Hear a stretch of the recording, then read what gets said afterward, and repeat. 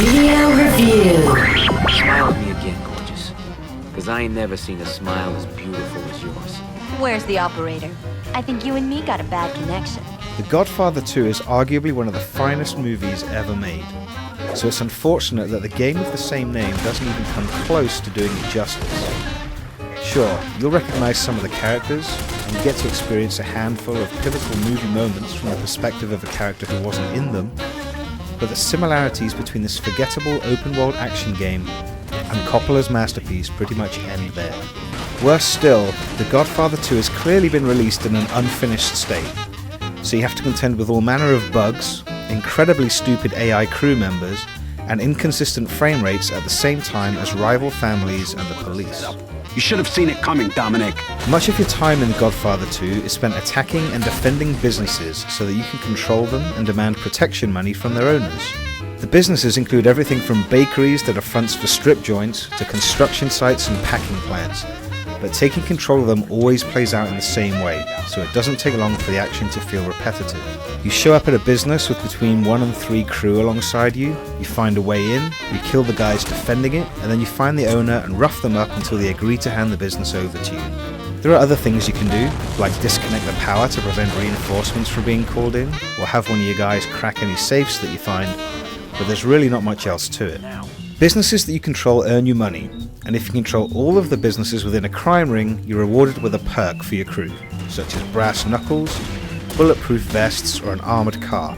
Defending your businesses from attackers can keep you pretty busy early on, but as your family grows, you can delegate defensive duties to your subordinates from the Don's View map screen, and not give them a second thought.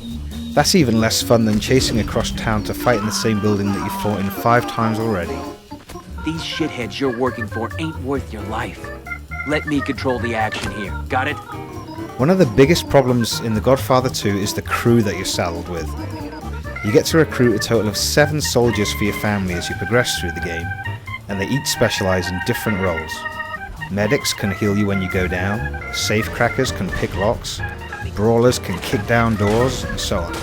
For the most part, they perform these tasks with a minimum of fuss.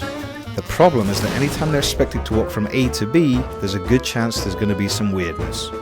Order your guys to follow you, and they might get lost. Walk through a doorway with them directly behind you, and you'll probably find them standing waiting for you on the other side. Worse still, they often have difficulty finding their way into cars that you're waiting for them to join you in. And they're even known to run in circles around each other at superhuman speeds on occasion. In short, they're an unpredictable bunch, and they can't be relied upon to do what they're told. That punk's not worthy of digging a hole. The world of Godfather 2 is equally inconsistent, because rules that apply one moment rarely hold true the next. Sometimes you can vault over waist-high walls, but sometimes you don't have the option to. Your engineer can cut through certain fences in certain spots, but he can't do anything with identical-looking fences elsewhere. Defeating all of the rival families in New York, Florida, and Cuba will likely take you around 12 hours. And though you're free to continue playing after that, there's really no incentive to do so because there are no enemies left. There's multiplayer support for up to 16 players, and it's kind of interesting that you can level up your crew in multiplayer and then take them back into the story mode. But none of the 4 multiplayer modes are much fun. The weapons aren't balanced, maps are too big, and the modes designed for characters who specialize in arson, safecracking, and demolition award more points for killing enemies than they do for completing special objectives.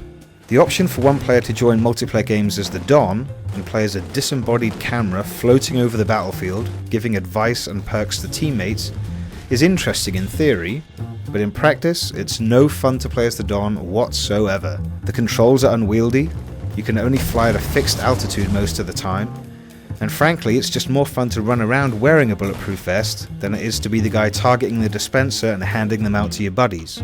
You need a hand with something? If by help you mean murder, then yeah. It's a woman though. Questionable design choices aside, the real problem with The Godfather 2 is simply that every single aspect of it feels unfinished.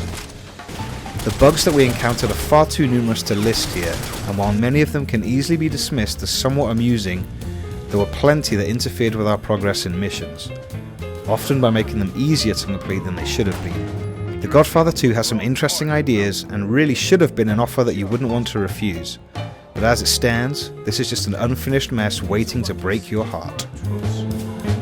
Richie, Get us some drinks.